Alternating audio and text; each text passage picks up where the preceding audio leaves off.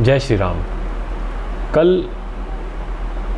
BJP और NDA ने अपने सपोर्टर्स का दिल तोड़ दिया। 400 पार नहीं कर पाए लेकिन इज्जत बचा ली।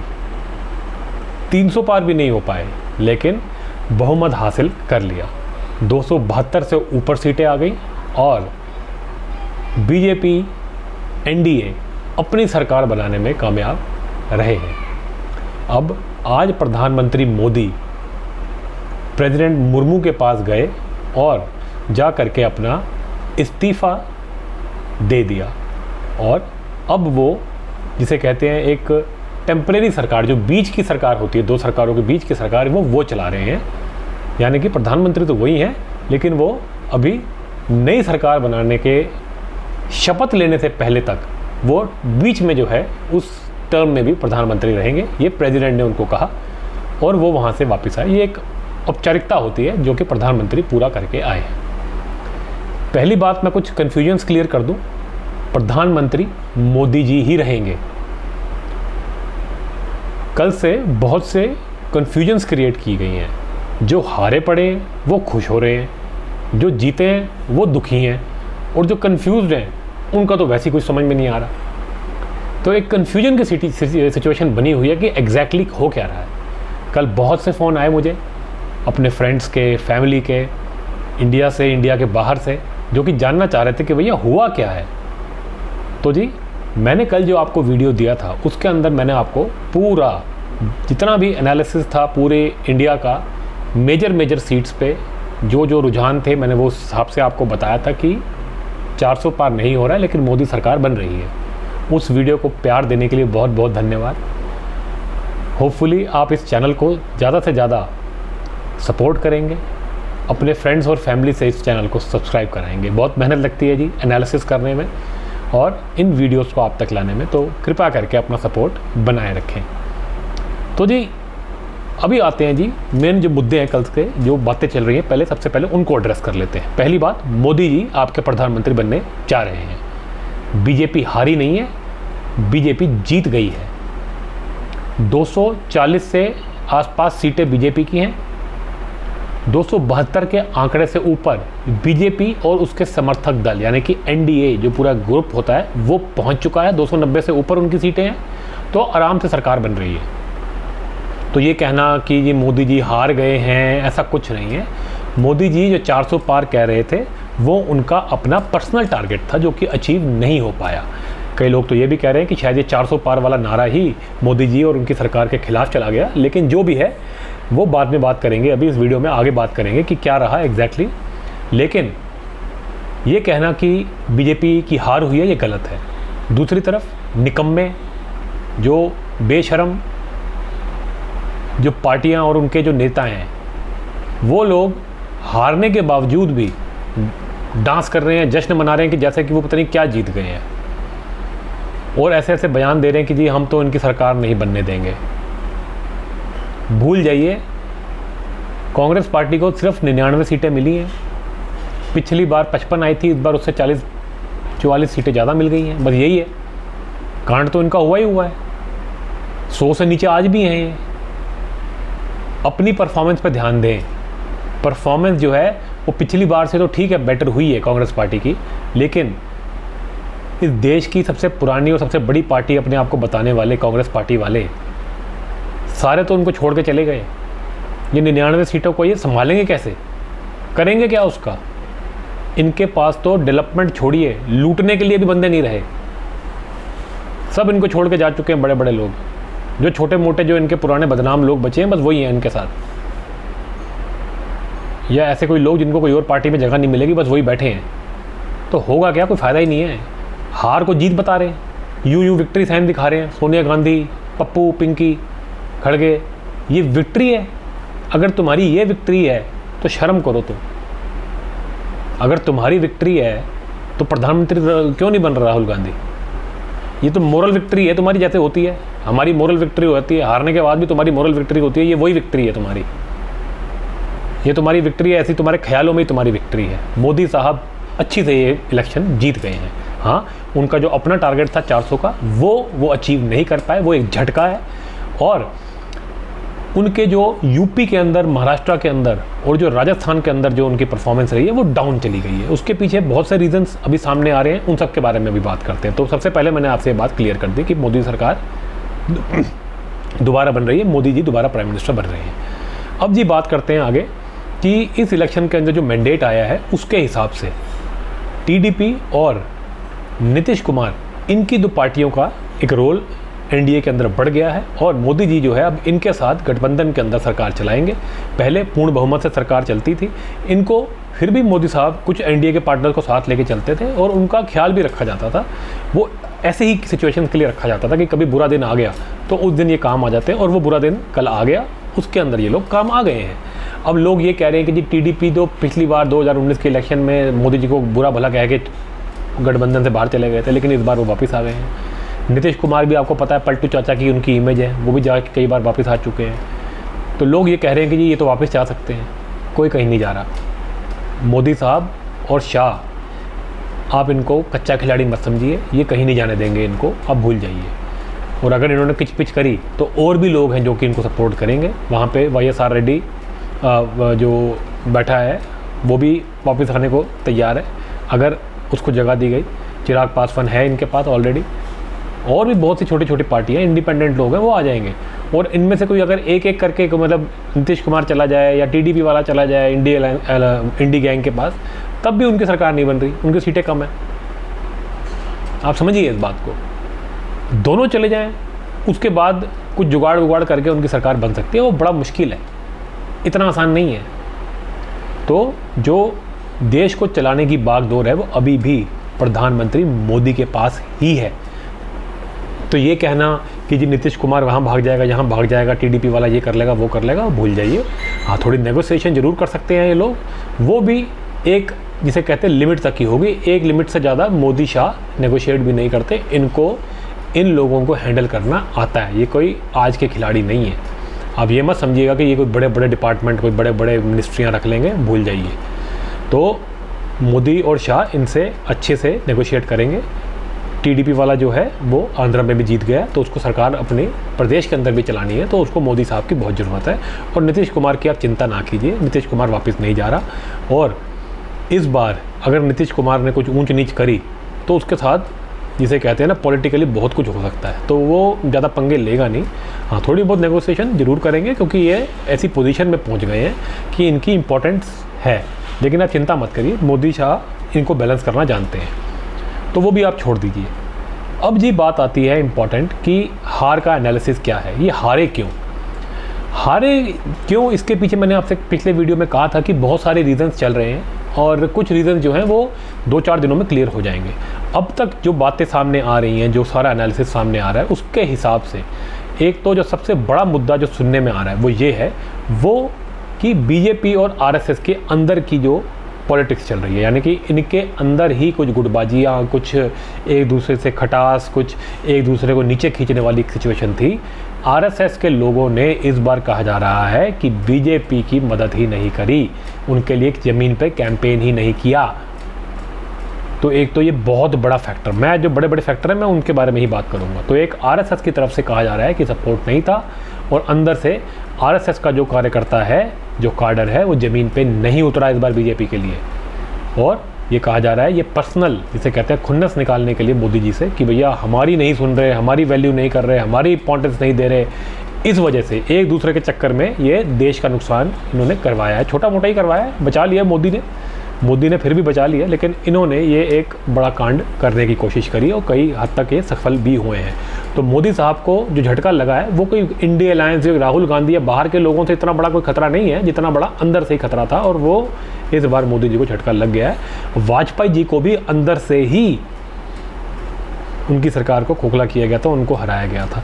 तो ये चीज़ें इस बार भी हुई हैं। आरएसएस के जो बड़े बड़े जो लोग हैं वो कई लोग नाराज़ चल रहे हैं, और उन्होंने अपनी नाराज़गी को जाहिर करने के लिए मोदी जी को उनके औकात दिखाने के लिए, उनके तरीके से अगर मैं बोलूँ, मोदी जी को औकात दिखाने के लिए ये उन्होंने काम करके दिखाया है कि कर लो बेटा, हमारे खिलाफ, हमारे बिना भी करके देख लो, देखते हैं कहाँ जाते हो। अपने अहम के चक्कर में देश का भंटाधार करने की साजिश अंदर से ही हुई है। उसके बाद जो बातें आ रही है जी सामने कि कुछ जगह गलतियां भी हुई हैं पॉलिटिकल, वो माननी पड़ेंगी। महाराष्ट्र के अंदर जो पार्टियां फूटियां तोड़ी थी उनके अंदर शायद अभी भी लोगों की इतना कॉन्फिडेंस नहीं है। वो पुराने उद्धव ठाकरे और एनसीपी को ही उन्होंने वोट दिया है, जबकि उनके पास अपने सिंबल तक नहीं है, अपने ऑफिस नहीं है, लेकिन फिर भी दिया।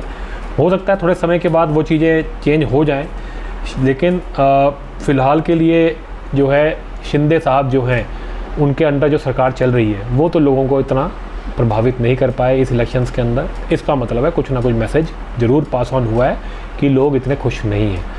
और आज ये खबर भी आई है कि फडणवीस साहब ने अपने पद से इस्तीफ़ा देने की भी पेशकश करी है कि मैं डिप्टी चीफ मिनिस्टर के पद से इस्तीफ़ा देने की पेशकश करता हूँ। ये भी फडणवीस साहब ने सुबह सुबह कहा है, क्योंकि समाप्त माना नहीं जाएगा, लेकिन कहीं ना कहीं कुछ ना कुछ मैसेज तो दिया है जनता ने कि शायद वो शिंदे सरकार से इतने खुश नहीं है। बट एक बात मैं और बता दूं, इसमें ये बात मान के चलनी चाहिए कि अभी क्योंकि ये सब चीज़ें अभी 1 साल ही हुआ है, ज़्यादा कुछ समय हुआ नहीं है, और मराठाओं के साथ ये चीज़ें देखिए प्राइड का मामला है, तो धीरे धीरे एक्सेप्टेंस आएगी और हो सकता है आज नहीं तो 2 साल में, 1-1.5 साल, 2 साल, 3 साल में एक्सेप्टेंस आ जाएगी। तो एक ये फैक्टर भी है।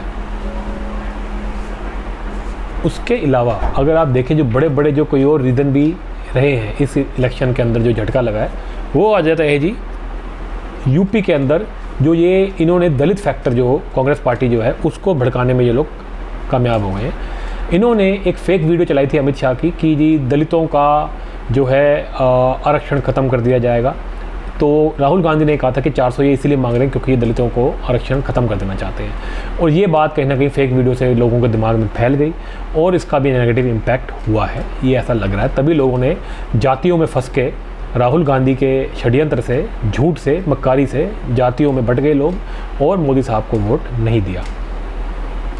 तीसरी बात जो और सामने आ रही है कुछ ये है कि जी सीट डिस्ट्रीब्यूशन के अंदर कुछ गलती भी हुई है। ऑब्वियसली कुछ गलत लोगों को भी सीटों पे खड़ा कर दिया गया, और वो भी अंदर की ही जिसे कहते हैं एक दूसरे को नीचा दिखाने के लिए कुछ पॉलिटिक्स, कोई मेरे बंदे को आगे करो, ये वो, इस चक्कर में भी कुछ गड़बड़ें हुई हैं। तो इसके अलावा जो एक पॉइंट और आ रहा है वो था जी 400 पार का नारा। कहीं ना कहीं वोटर्स और बीजेपी का काडर इसको हल्के में ले गया कि 400 पार तो करना ही है, 272 चाहिए, मेहनत करने की ज़रूरत कहाँ है इतनी। तो ज़्यादा मेहनत ही नहीं करी। ज़्यादातर जो दिख रहे थे वो मोदी साहब खुद ही मेहनत कर रहे थे, और जो नीचे के लोग थे उन्होंने ज़्यादा दम लगाया ही नहीं। आरएसएस तो वैसे ही पुश नहीं कर रही थी। तो ये एक अलग रीज़न रहा कि 400 पार का नारा शायद उल्टा पड़ गया और लोगों ने इसको बड़ा लाइटली ले लिया। मोदी साहब खुद अपनी सीट से सिर्फ 1.5 लाख वोटों से जीते, जहाँ 5-5 लाख की वोटों से मार्जिन से जीतते थे, सिर्फ 1.5 लाख के मार्जिन से जीते हैं। उत्तर प्रदेश के अंदर तो बहुत ही बड़े बड़े झटके लग चुके हैं।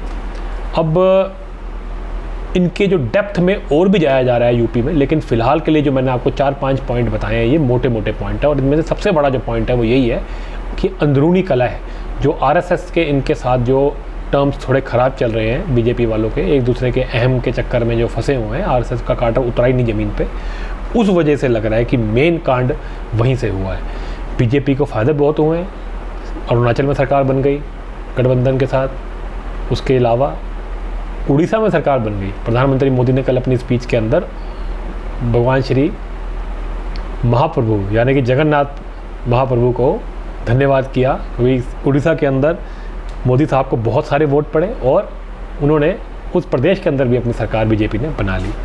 तो महाप्रभु का आशीर्वाद था कि मोदी सरकार बच गई, और डूबने से महाप्रभु ने कल बचा लिया। तो मोदी साहब की और हिंदुओं की लाज कल बच गई, वरना ये कुछ अहंकारी लोगों ने तो हमारे को बर्बाद करा ही लिया था। ये भगवान की कृपा से, हम जगन्नाथ भगवान की कृपा से हम बच गए। तो जी उनका धन्यवाद किया मोदी साहब ने, बहुत अच्छा किया, और मुझे पूरी उम्मीद है कि मोदी साहब इस झटके से उबर करके बहुत ही स्ट्रांग सशक्त सरकार चलाएंगे, और 400 पार वाला जो नारा है ये अगली बार हो सकता है बिना बोले ही पार कर जाए। तो चिंता मत करिए, ये 400 से अगर नहीं हुआ है, 300 से सीटें कम आई हैं, इस पर दिल दुखाने की ज़रूरत नहीं है। गलतियाँ जो हुई हैं उनके ऊपर काम करने की ज़रूरत है। आप दिल बिल्कुल ना दुखाएं।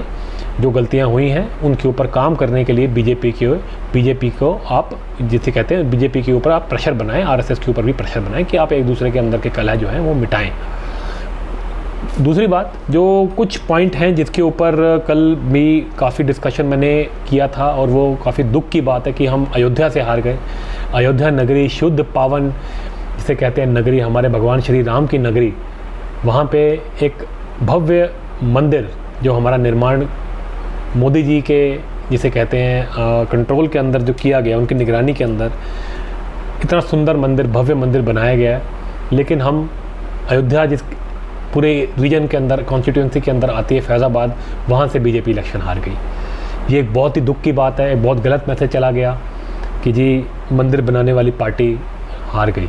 कल्याण सिंह जब मस्जिद गिरी थी तो उसके हीरो थे कल्याण सिंह, लेकिन उसके बाद कल्याण सिंह जी की भी सरकार चली गई थी और हिंदुओं के ऊपर, राम भक्तों के ऊपर गोली चलाने वाले की सरकार बन गई थी। और आज भी वही चीज़ दोबारा रिपीट हुई कि राम मंदिर के खिलाफ खड़े लोग अयोध्या जिस कॉन्स्टिट्यूएंसी में आती है वहाँ से जीत गए और राम मंदिर बनाने वालों की पार्टी हार गई। ये गलत मैसेज गया है, बट जैसा भगवान को सही लगा, जैसा भगवान की मर्ज़ी थी वैसा ही होता है। तो इसके अंदर भी कुछ ना कुछ भला होगा हिंदुओं का, ये मान करके आप इस चीज़ को जो है थोड़ा अपने मन को समझाने की कोशिश करें। कई लोगों के दिल में दुख है कि हम फैज़ाबाद से कैसे हार गए। उसके अलावा यूपी ने जो और सीटों से झटके दिए हैं, अमेठी से स्मृति ईरानी हार गई, प्रधानमंत्री के वोट शेयर कम हो गए, राजनाथ सिंह सिर्फ 65,000 वोटों से जीते, 65-68,000 वोटों से जीते, उनके भी वोट, उनका मार्जिन कम हो गया, मोदी जी का मार्जिन कम हो गया। और जहाँ पे 80 में से 80 की बात कर रहे थे, 32 सीटें आई हैं, 35 सीटें एसपी ले गया। समाजवादी पार्टी, गुंडों की पार्टी, भ्रष्टों की पार्टी वो ले गई। तो थोड़ा दुख तो है इस बात का। योगी बाबा पे बहुत प्रेशर बनेगा अब, उनके ऊपर भी काफ़ी लोग टिप्पणियां कर रहे हैं कि जी ज़्यादा ये अपने बाबुओं पे भरोसा करते हैं, इस वजह से जो है लुटिया डूब गई, ब्यूरोक्रेसी के ऊपर ज़्यादा भरोसा कर रखा है। तो कई चीज़ें लोग वहाँ भी कमियां निकाल रहे हैं, लेकिन मुझे पूरा भरोसा है कि योगी बाबा इन चीज़ों के ऊपर अगर उनको लगता है कि हाँ कुछ कमियां हैं तो वो उनके ऊपर काम करेंगे। मोदी जी भी जो कमियां रही हैं कोऑर्डिनेशन के अंदर, बीजेपी और आरएसएस के बीच में जो कलह रहा है, उन सबको भी सॉर्ट आउट करेंगे, इसका मुझे पूरा विश्वास है। और कुछ अगर षड्यंत्रों की बात की जाए, कई लोग ये भी कह रहे हैं कि बीजेपी के अंडर से कुछ षड्यंत्र किए गए हैं, उसके ऊपर भी मुझे लगता है बीजेपी को जांच करनी चाहिए, एक पैनी नज़र रखनी चाहिए कि ऐसा क्या हुआ, क्यों हुआ। क्योंकि जी हमारे इस इलेक्शन के ऊपर पूरी दुनिया में जो है फंडिंग आ रही थी कि इस इलेक्शन में मोदी को हरवाना है, और जॉर्ज सोरस जैसे लोग और अमेरिका, चाइना, कनाडा में बैठे हमारे दुश्मनों को ये मोदी सरकार आंखों में बहुत खटकती है, इसीलिए वो पूरे कोशिश कर रहे थे कि मोदी सरकार जो है वो हारे या पूर्ण बहुमत से ना आए, और कहीं ना कहीं वो सक्सेसफुल हुए हैं। मुझे लगता है कि इसकी पूरी जांच होनी चाहिए। ऑलरेडी यूट्यूब के ऊपर कार्रवाई जिसे उसकी बात आ चुकी है सामने कि यूट्यूब के अंदर कई लोगों ने मोदी सरकार को सपोर्ट करने वाले चैनल्स, इंक्लूडिंग हमारा आपका अपना चैनल, इसको भी रिस्ट्रिक्ट किया गया और मोदी साहब को गाली निकालने वाले, इंडी अलायंस को सपोर्ट करने वाले चैनल्स को बढ़ाया गया। 17 लोगों की नौकरी जा चुकी है यूट्यूब से। इस तरह के षड्यंत्र भी सामने आ चुके हैं। यूट्यूब कोई भारत की कंपनी, कोई जिसे कहते हैं कोई हमारे देश की कोई कंपनी तो है नहीं, कोई राष्ट्रवादी कंपनी तो है नहीं। भारत के बाहर के लोग हैं, दुश्मन हैं। कई लोग तो बताते हैं ये लोग वामपंथी हैं, तो इनसे तो क्या ही उम्मीद की जाए। तो कई षड्यंत्र हैं जो अंदर ही अंदर किए गए होंगे, ये बात बिल्कुल निश्चित है, क्योंकि जो करने वाले हैं उन्होंने अपने मुंह से कहा हुआ है। सोरस तो अपने मुंह से कह चुका कि मैं $600 मिलियन, $600 मिलियन दूंगा मोदी को हराने के लिए। चुनाव आयोग के अंदर कई गड़बड़े हो सकती हैं, किस टाइम पे इलेक्शन करवाया, सड़ती धूप में इलेक्शन करवाया, 200 से ज़्यादा 200 तक लोग मर गए इस इलेक्शन में, 50 बंदा तो खुद इलेक्शन कमीशन का मर गया। तो जी ये सब बड़ी बड़े भयंकर गलतियाँ, इनके ऊपर जांच होनी बहुत ज़रूरी है। क्या पैसा मोदी जी को हराने के लिए क्या इलेक्शन कमीशन के अंदर तक तो नहीं चला गया? क्या सिस्टम के अंदर, बीजेपी के अंदर सोरोस का पैसा तो नहीं पहुंच गया? इन सब की जांच होनी बहुत ज़रूरी है। तो जी मोटे मोटे जो कारण थे मैंने आपके साथ शेयर किए। मैंने आपको ये भी बताया कि किस तरह लोग परेशान हैं, उनका दुखी है दिल, क्योंकि अयोध्या नगरी से हम हार गए हैं इलेक्शन। बीजेपी की सीट, बीजेपी जो पार्टी है वो, उनका जो प्रत्याशी था लल्लू सिंह, वो हार गया है वहाँ से।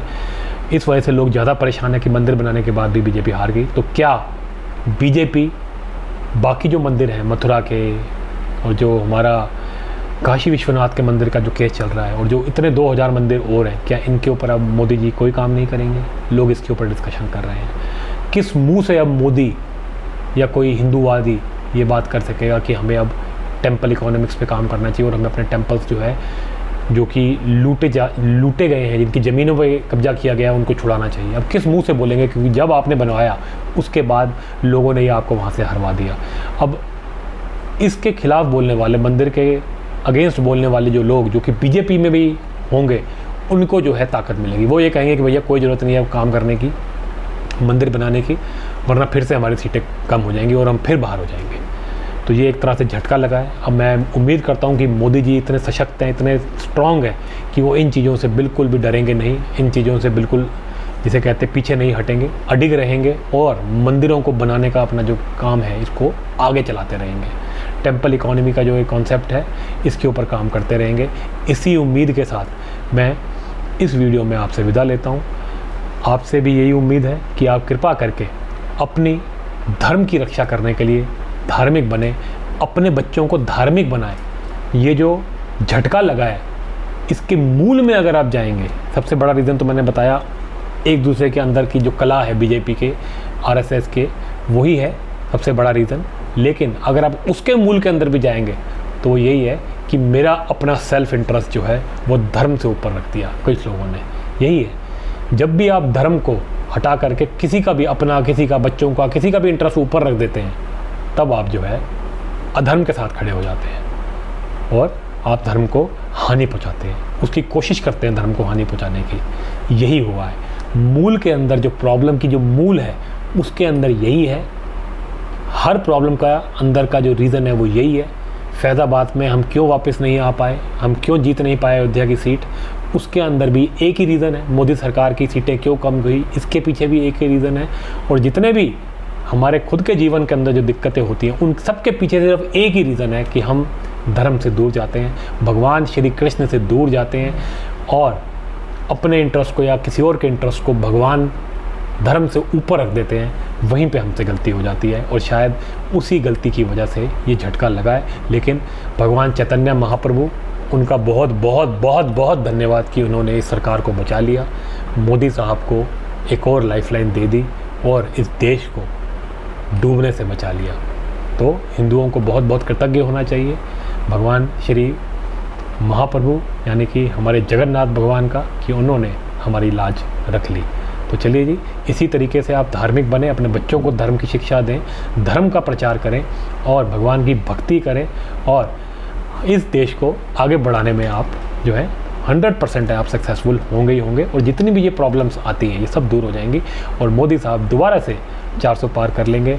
अयोध्या में दोबारा से धार्मिक लोग जीतेंगे, धर्म की पताका दोबारा से लहर जाएगी। इन सब के लिए आपको बस खुद को धार्मिक बनाना है, अपने बच्चों को धार्मिक बनाना है और धर्म का प्रचार करना है। तो चलिए जी, इसी मैसेज के साथ मैं आपसे विदा लेता हूँ। अगर आपको ये वीडियो अच्छा लगा हो तो इसको लाइक शेयर करें और इस चैनल को सब्सक्राइब करना ना भूलें। मिलते हैं आपसे अगले वीडियो में।